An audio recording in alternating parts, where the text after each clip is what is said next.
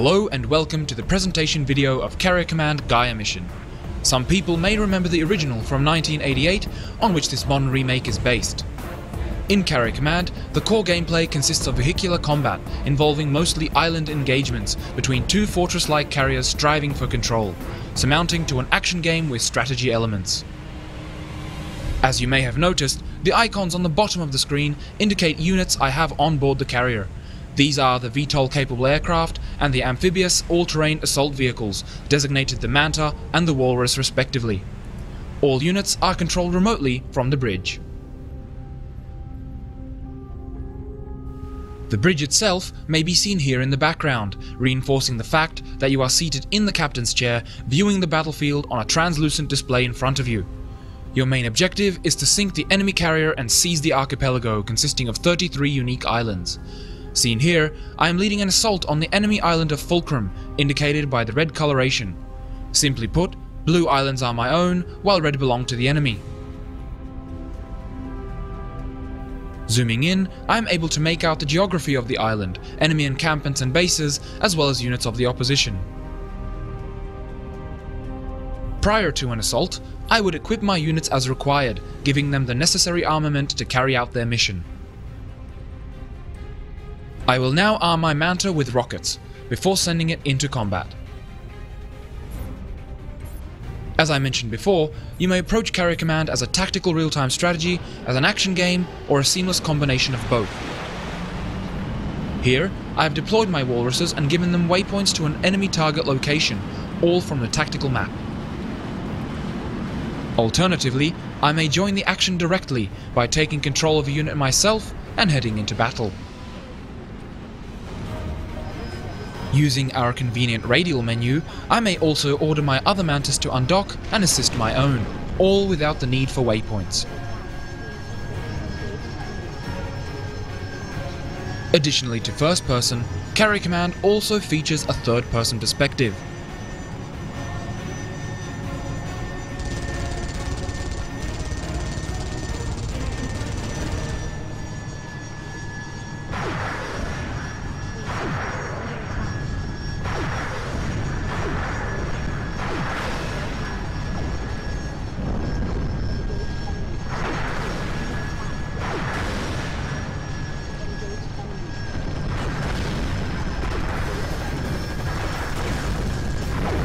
At any point in the action, I may return control to the onboard computer.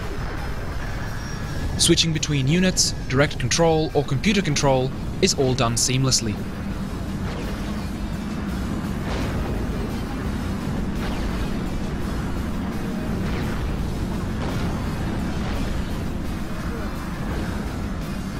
The convenient picture-in-picture preview window in the top right-hand corner of the map allows me to monitor what the unit is doing while attending to other tasks.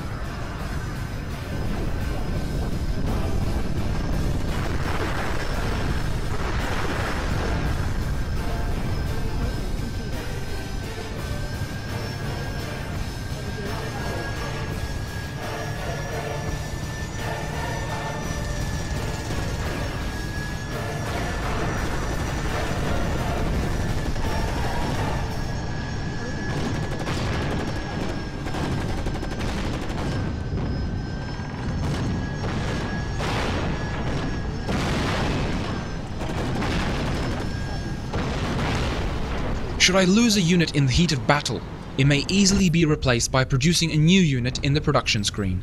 Manta 3, low ammo. Here I may queue items to be built, which will be available on my stockpile island once complete. Herein lays another strategic element, island setup. An island may be configured to supply materials, produce items, or serve as a defensive stronghold. Although islands are set up to specific types by default, you may adjust them as you see fit, adding strategic depth to how you manage your island network. Items from the stockpile may be transferred to the carrier by a submersible supply submarine, or by sailing to the island directly. Once sent, the supply bark will make its way to the carrier in real time. The carrier may also be controlled manually. Whenever you feel combat operations on the current island are complete, or you have pressing matters elsewhere, such as defending your own island from an enemy carrier attack, you may choose to set sail. You may perform this manually, or you may take advantage of the carrier's onboard navigation system and instruct the carrier to sail to your selected destination. The benefit of this approach is that you make use of the carrier's internal time warp system, compressing time to significantly reduce the length of the trip. Overall, this is Carrier Command's core gameplay experience, present in both of the game's two distinct campaigns. As opposed to random island positions, configurable campaign options and virtually unlimited variability featured in the strategic campaign, Carrier Command's story-driven Gaea mission presents a more firmly defined, progressive gameplay experience, offering a tutorial as well as various special features and missions unique to this campaign. The cutscene currently playing on the screen is the intro sequence to the first section of the Gaea mission campaign. The story revolves around two competing factions striving for dominance, the UEC and the power-hungry APA. In a war that took place some time ago, Earth was left without drinkable water supply, and so a solution was sought elsewhere. The Gaea mission was meant to return water from a distant planetary system, restoring Earth to its former glory. Carrier Command Gaea mission is portrayed through the eyes of Lieutenant Mirik, a soldier of the UEC, and takes place in the decisive battle between these two factions in the Dead Zone, an archipelago on the planet Taurus. Sir, we crash-landed. AA defenses tagged us. Sir, no one Things turn sour, however, when Mirik's drop pod is shot down, leaving his team stranded on the island Vulcan, where our story begins. Let's move out and clear that path. Understood, sir. Ready when you are. Immediately apparent is the fact that the game contains first-person shooter missions, which are in key sections throughout the storyline, where Mirik must leave his vessel to fulfill certain objectives in person, in this case, to get the carrier itself. These missions, while representing only a minor portion of the campaign, make the whole story more personal and close to the chest, as Mirik is not protected by the armoured hull of the carrier when on foot. Whoa, bloody hell. Okura, let's keep moving. Taking a look at another scenario, we can see here that Mirik must disrupt APA artillery intent on destroying the UEC-owned island's installations. Engaging the enemy head-on seems to work, and the APA artillery quickly decides to abort, retreating from the island. While Mirik would love to finish the job, his colleague advises him of a higher priority target, a part to the Hammerhead nuclear missile system, which is essential later on.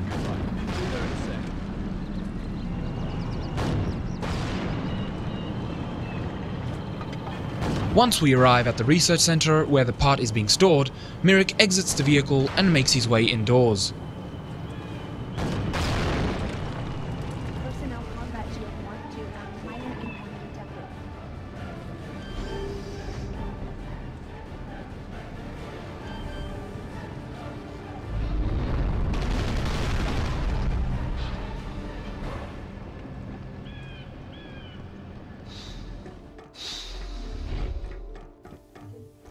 Armed with an assault rifle and grenade launcher to suit, Mirik quickly dispatches of the remaining enemy units with ease.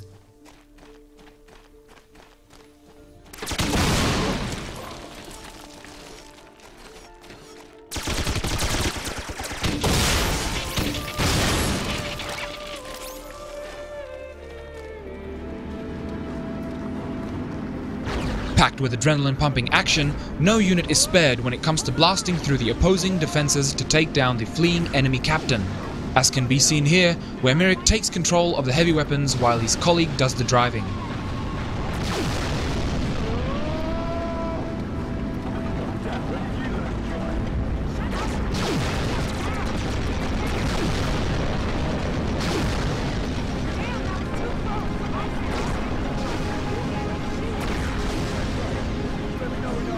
Even Mother Nature makes an appearance through the powerful display of a volcanic eruption.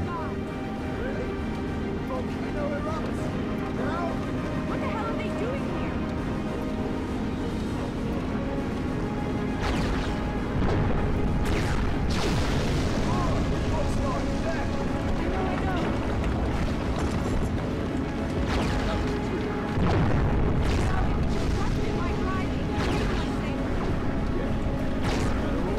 Fiery inferno or heavy rain, the chase continues in any weather conditions.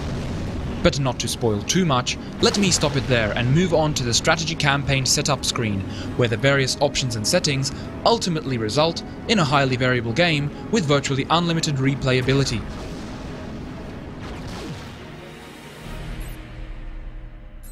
This is the strategy game setup screen, where you may configure various settings related to difficulty and also set the victory conditions. With this setup, I may be playing for an afternoon, where the enemy has practically no chance of defeating me unless I make a catastrophic mistake. Alternatively, if you're feeling more adventurous, this setup could take the rest of the month to complete, where every decision may lead to victory or defeat. We hope you enjoyed watching the Carrier Command Gaea mission presentation video. If you're eager to try it now, pre-ordering gives you direct access to the beta. We look forward to your comments and feedback on our Facebook, Twitter and YouTube pages.